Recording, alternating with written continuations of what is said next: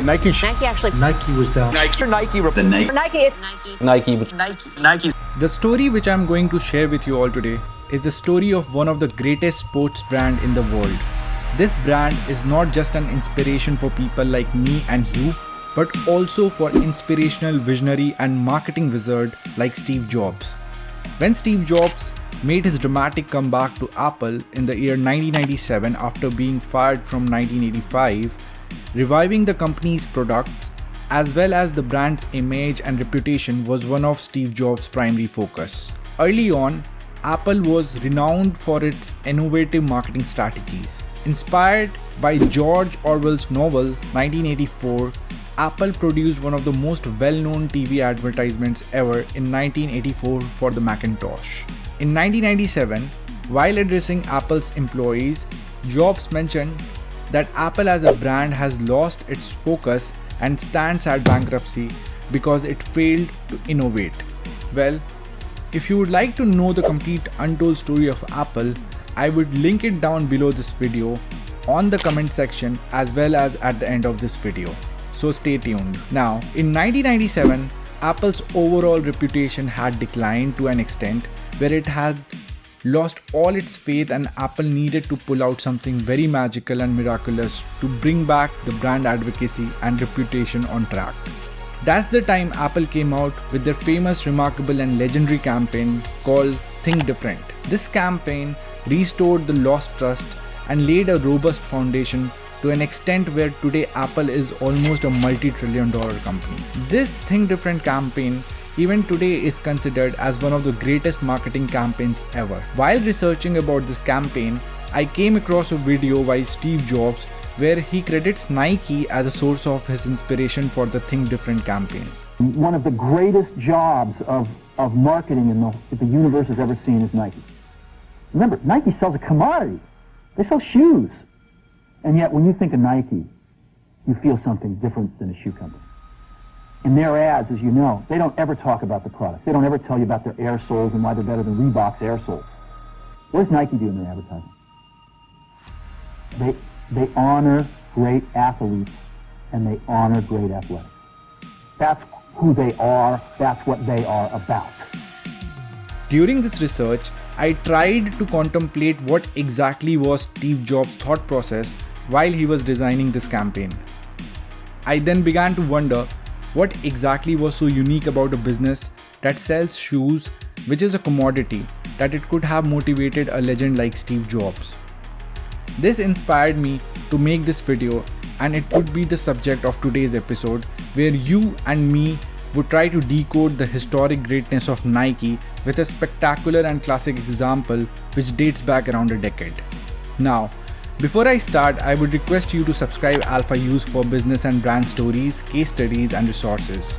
Especially if you are an entrepreneur, solopreneur, content creator, small or medium business owner, student or anyone who is a hustler, then you have hit home, because we cover free and new business content just for you all. So hit the bell icon so that whenever a brand new story is out, you get notified instantly.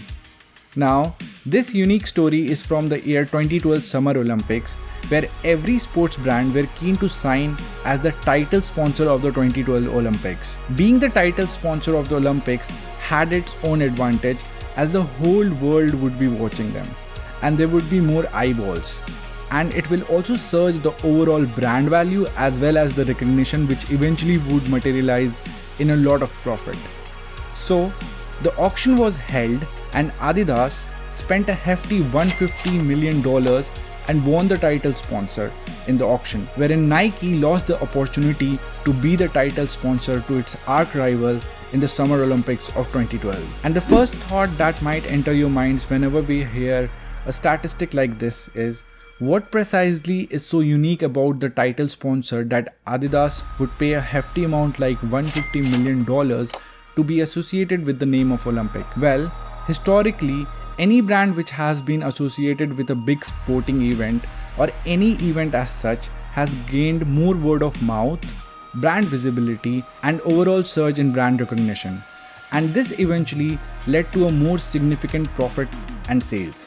Hence, Olympic title sponsorship was a golden ticket for Adidas, to surpass Nike significantly as a brand. Adidas went another step and discussed with the Olympics committee to ensure that they create specific and strict regulations that no company, let alone Nike, will be able to steal their thunder by associating themselves with the Olympics.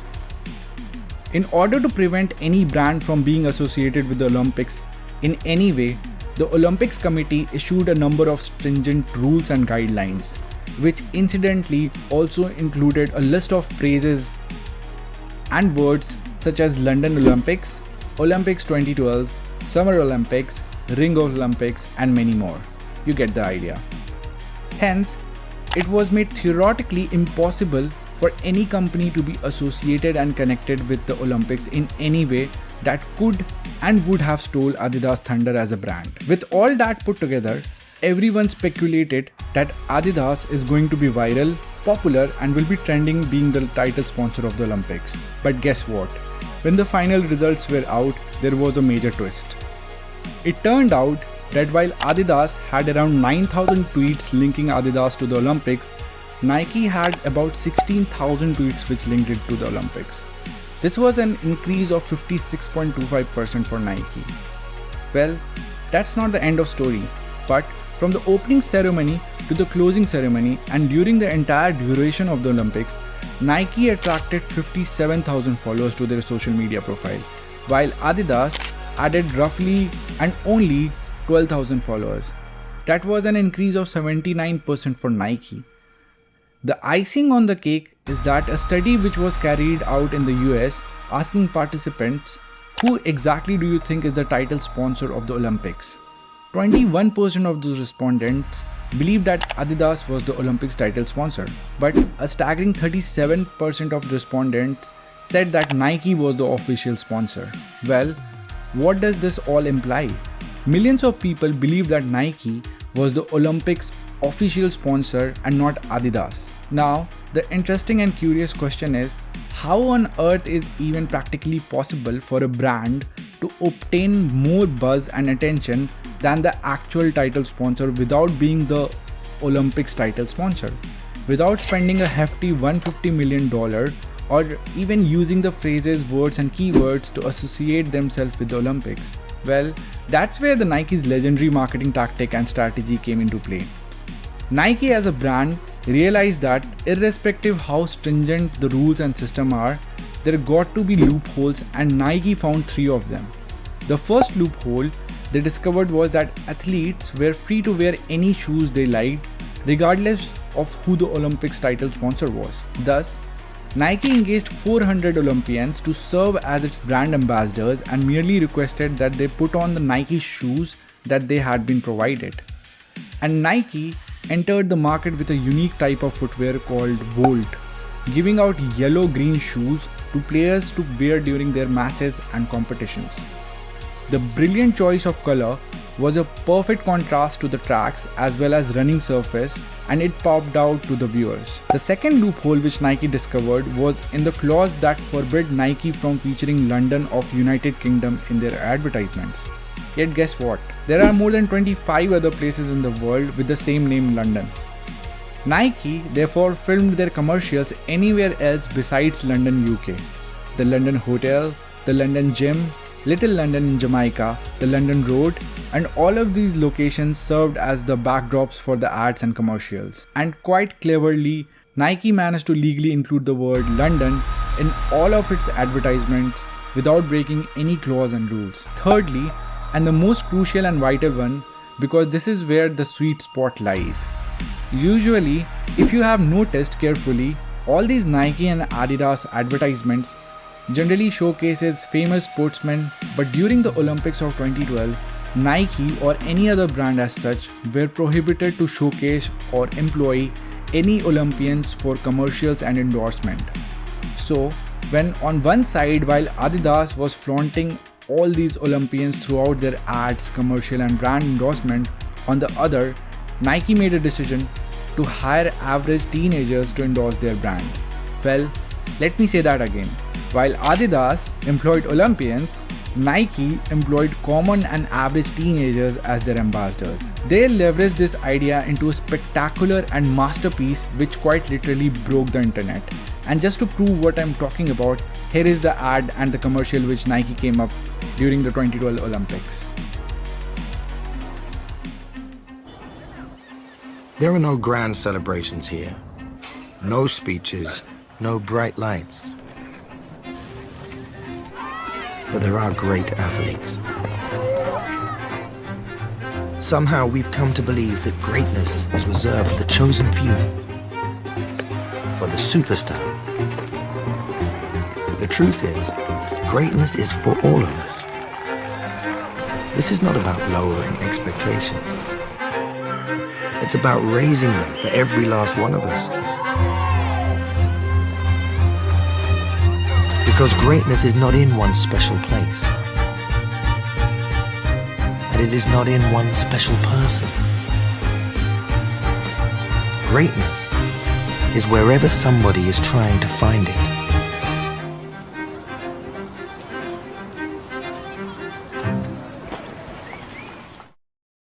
Now, if you paid close attention to the advertisement, you would realize that the most recognized brand in the world, that is Coca-Cola, also leverages a similar type of messaging to convey their message, which is the feeling and emotion of happiness. Similarly, Nike uses the emotion of inspiration to express its messaging across this ad. Both these brands are tapping into our emotions and trying to give us that subconscious experience in their commercials through their own ways. If you put in a closer attention on the ad, then you would realize that though Nike does not specify the Olympian Usain Bolt, yet they do discuss the spirit of Usain Bolt, which resides in every human out there, including me and you. And if you are someone who constantly pushes yourself to improve yourself, then the Nike commercial is essentially telling your own story. And since Nike was able to connect and tap into that emotion with local champions, it was able to trend. And 1 week after the Olympics began, Nike was trending number 1 on YouTube with a 4.5 million views. Comparatively speaking, Adidas had only 2.9 million views and was ranked 3rd. And in this way, Nike managed to overtake Adidas in this marketing battle without being the title sponsor, without shelling out $150 million, and without really breaking the forbidden terms, phrases and keywords. Always remember that humans take decisions through their emotions and back it up by logic. Brands like Nike, Coke and Apple know this, and that's how they tap into our inner emotions to make decisions and have brand advocacy. In this commercial brand battle, Nike was victorious over Adidas by stealing their thunder. Now, as business stakeholders, enthusiasts and students, we have 3 most crucial lessons to take away from today's business case study. Firstly, if Nike wouldn't have come out of this Find Your Greatness campaign during the Olympics, people still would have recognized them as a leading brand. Yet Nike didn't take things for granted. They came out with the innovative campaign which was a real success. They went that extra mile because Nike as a brand is aware that the only thing which separates from ordinary to extraordinary is that little extra, which is going above and beyond. They emerged as a more robust brand against all odds out there. Number 2, anyone can forget what you said to them, but they won't ever forget how you made them feel. Nike's advertisement is a classic depiction and illustration for that. Hence, if you're planning to pick up something and work on it, then do ensure that it's not ordinary but extraordinary. Because 99% of individuals in our world are good, just 1% are great, and those 1% choose to be great. Every champion and scholar out there understand that good is crucial, but greatness is always a choice you make. And lastly, and the most vital, is like the legend says, somehow we have come to believe that greatness is meant only for a chosen few, and that greatness is meant for superstars. But the realistic truth is, greatness is for everyone. It's never about lowering the expectation, but always about raising the bar for each one of us, because greatness is not in one special person or one special place. Greatness is wherever somebody is trying to find it. So dear friend out there, my question to you is, what are you doing to find your greatness? Signing off and see you in the next episode. Please subscribe, and here is a video about the untold Alphause.